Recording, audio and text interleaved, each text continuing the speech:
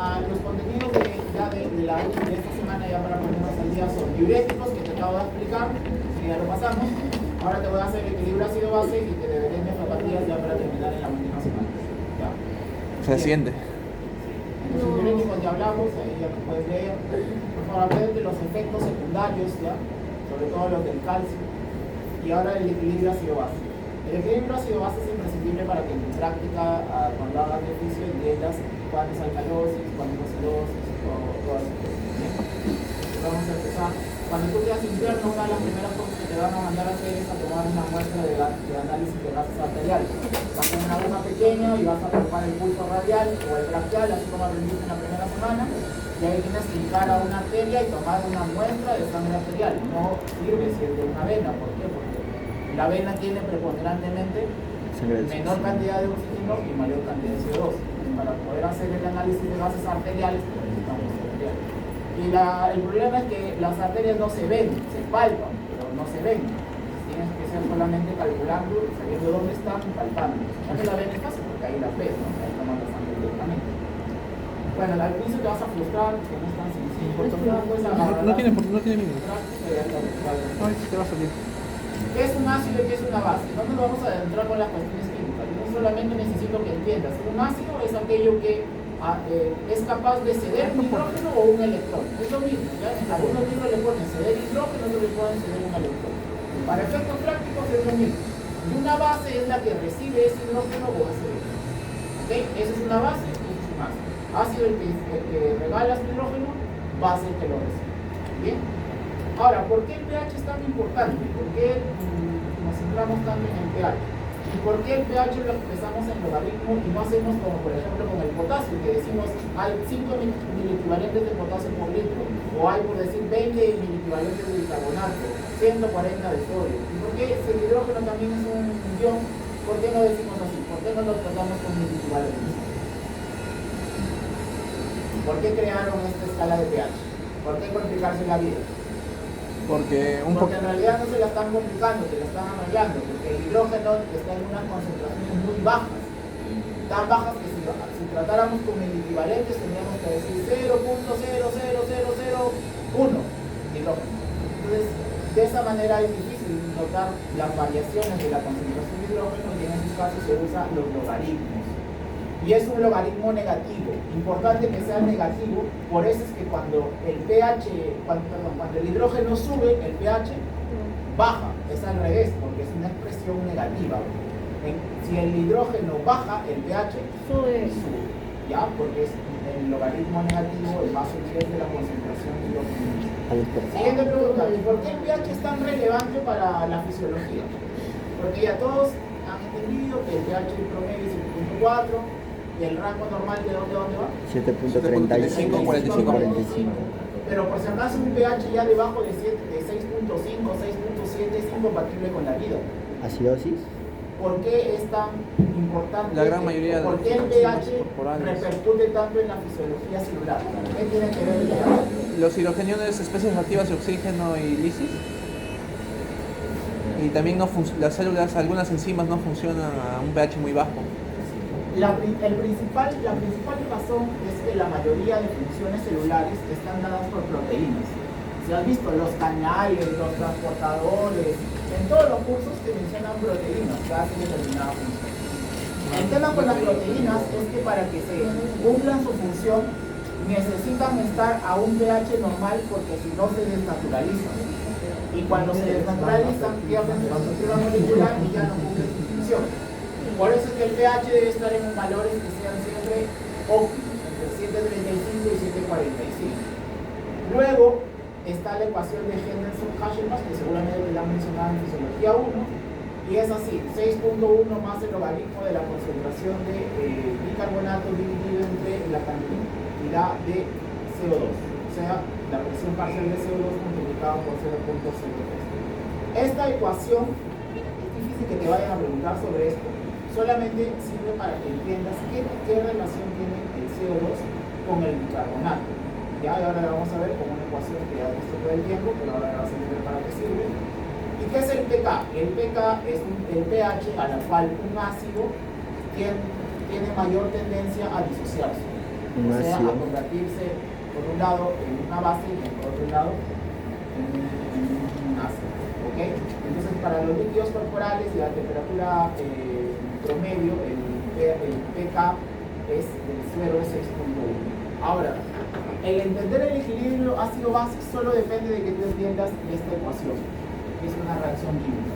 Si yo tengo CO2 más agua, ¿qué obtienes? Ácido carbónico. Tienes ácido carbónico, H2, CO3. CO3, listo. Pero este se descompone, ¿no? Dos hidrogeniones. Por tanto tendré hidrógeno más bicarbonato. Ah, claro. Pero también has aprendido que esta reacción va en ambos sentidos. Va en este y en este otro sentido. Reversible. ¿Verdad? ¿Por qué va en ambos sentidos? Porque es catalizada por una enzima que se llama la anidrasa carbónica. Esta anidrasa carbónica está en todos los líquidos corporales, en todas las células, en todas.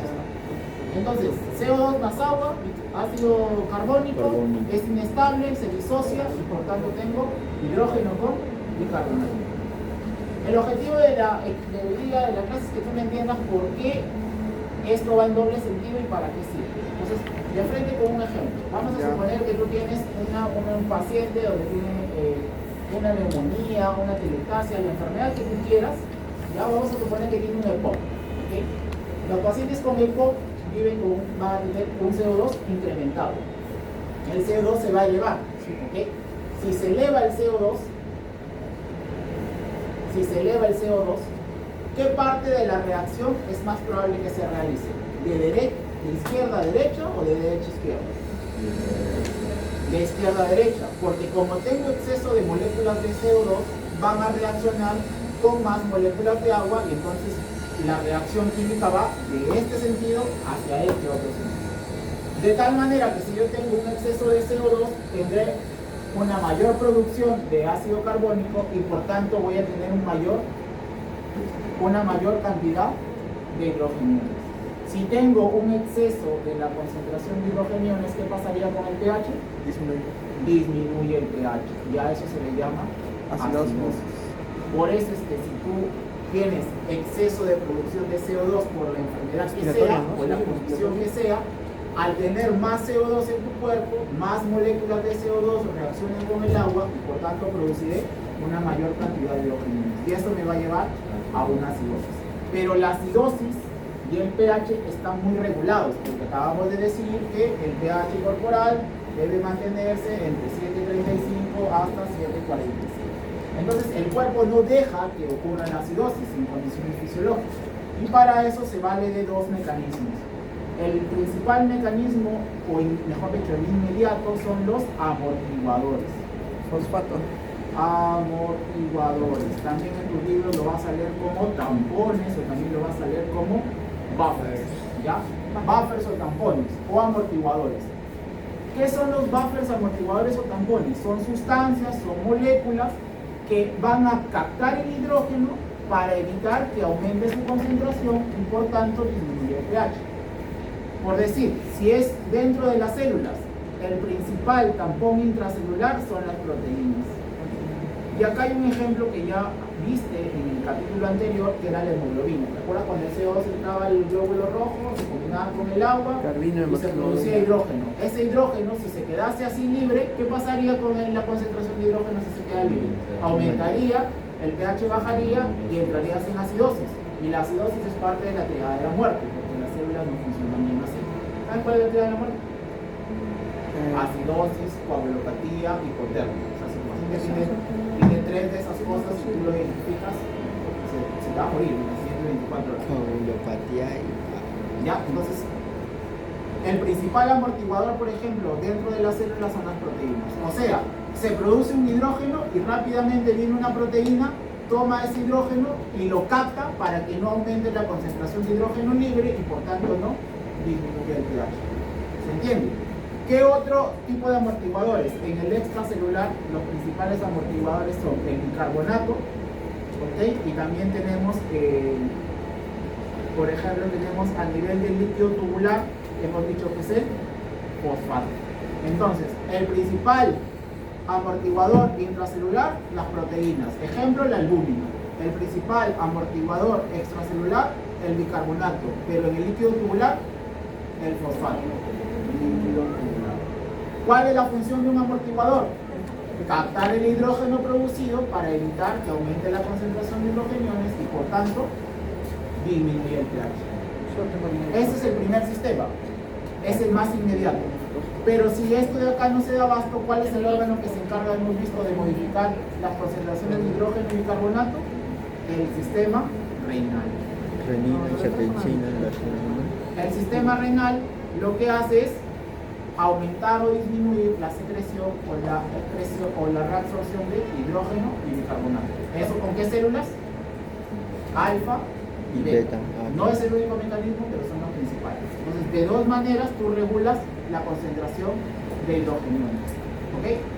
Ya. Ahora, esta reacción funciona en ambos casos. Entonces tú deberías seguirme la secuencia. Y ahora, ¿qué pasa si yo te digo, mira, tienes una enfermedad en la cual por X motivo tienes exceso de bicarbonato? Ahora lo que se te ha incrementado es el bicarbonato. Por tanto, la reacción ¿hacia dónde se va a mover? De derecha a izquierda. De derecha hacia izquierda. Como tengo más bicarbonato se juntarán con el hidrógeno y ahora volveré a tener ácido carbónico que se convertirá en CO2 con agua. ¿Y el CO2 por dónde se elimina? Diaria. Por la vía respiratoria. Por eso, si yo tengo un problema metabólico o renal, la compensación tendrá que ser respiratoria. Y si tengo un problema respiratorio, la compensación tendrá que ser metabólica o renal. ¿Ok? Ese es el motivo. Por eso es que, ¿quién maneja el CO2? El pulmón. Si el problema está en el pulmón, el que tiene que solucionar es el otro lado de la ecuación, el riñón. Pero si el problema está en el riñón, o mejor dicho, el metabólico, ahora el que tiene que solucionar o compensar va a tener que ser el pulmón. Solamente entendido. Entonces, cuando tú te enfrentes a una situación de ácido base, tienes que ubicarte en qué parte de la ecuación estás. Si estás yendo de izquierda a derecha o viceversa, y así sabrás quién subió y quién bajó. ¿Ya? ¿Y cuál es la compensación? Bien, el libro te lo complica y te va a poner que hay ácidos y bases fuertes. Bueno, eso es química, ¿no? Pero una base fuerte significa que tiene mayor probabilidad de aceptar un hidrógeno. Y un ácido fuerte tendrá mayor probabilidad de donar un electrón. Bien, entonces para que no te olvides, ¿cuál es el sistema amortiguador más importante del líquido extracelular? ¿Cómo se llama esto? El bicarbonato. ¿Ya? El bicarbonato es el sistema amortiguador más importante del extracelular. ¿Cuál es el más importante de la filtración renal? El fosfato, el tampón de fosfato. Ya lo vimos en la anterior. Entonces, el sistema amortiguador más importante de los túbulos renales se llama fosfato. ¿Cuál es el más importante del líquido intracelular? Las proteínas. Ahí son varias, no es una sola. Tienes, por ejemplo, a la hemoglobina. Y esta reacción tú ya la conocías, lo vimos en el sistema respiratorio. Entraba el CO2, se unía con el agua, ácido carbónico, salía el bicarbonato, salía el hidrógeno. Okay, si el hidrógeno lo dejamos libre, ¿qué pasaría con el pH? Bajaría. No necesitamos esto, necesitamos que se mantenga igual. Por eso lo tapona él, en este caso, lo taponaba la hemoglobina. La hemoglobina tomaba ese hidrógeno y no lo dejaba que disminuyera el pH. Porque si cualquier sustancia toma el hidrógeno, ya no es hidrógeno, ya se convirtió ahora en parte de otro compuesto. Por tanto, ya no va a modificar el pH.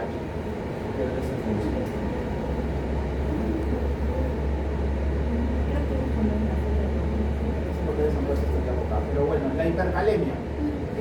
La hipercalemia actúa a nivel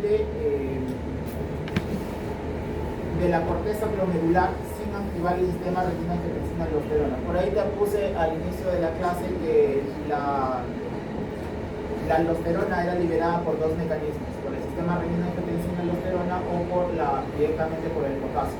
Cuando es directamente por el potasio, supongamos que inyectamos potasio directamente a la vena, un cáliz te ponemos. En este caso, no se activa el sistema retina-angiotensina-aldosterona. ¿Por qué se activa el sistema renina? ¿Cuál es el estimulante del sistema retina-angiotensina? No. ¿Qué hace que se estimule el sistema retina-angiotensina-aldosterona? La hipovolemia. La hipovolemia, la disminución de la irrigación renal. La disminución de sodio también. Sí, pero es secundaria a una menor carga filtrada de sodio, que es secundaria a una menor flujo sanguíneo. O sea, sí, pero... Hipovolemia.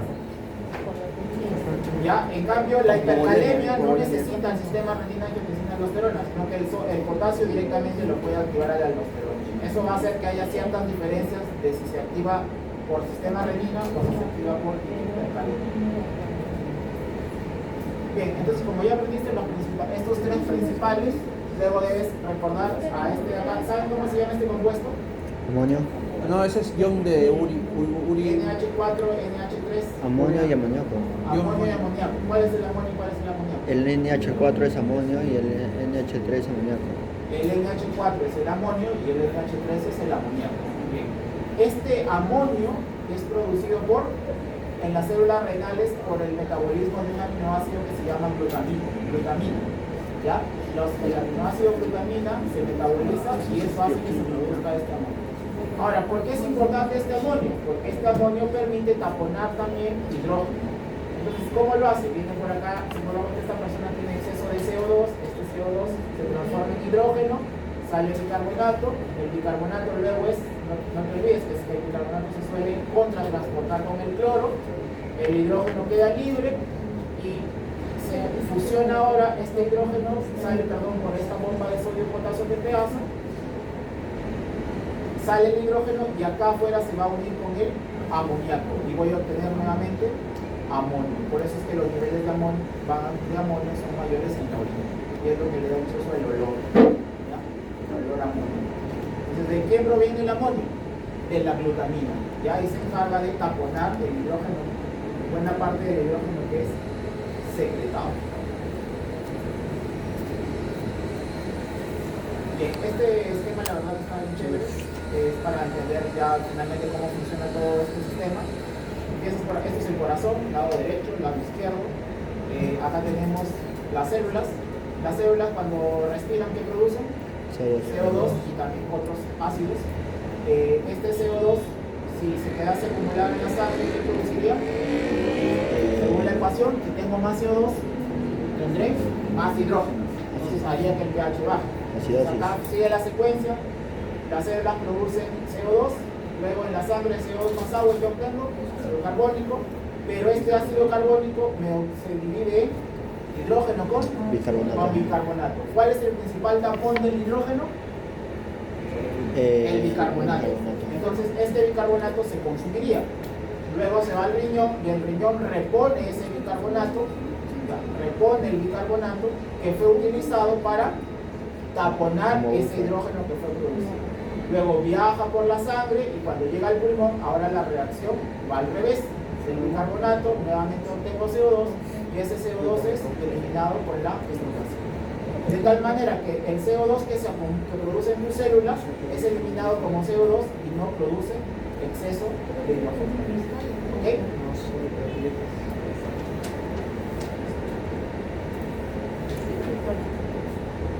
Ya, ahora te voy a enseñar esto de acá. Esto te lo van a enseñar más en tu práctica, pero ya para terminar los últimos 5 minutos. ¿Puedo borrar esto? Sí. Fotazo. Tómale foto de mano.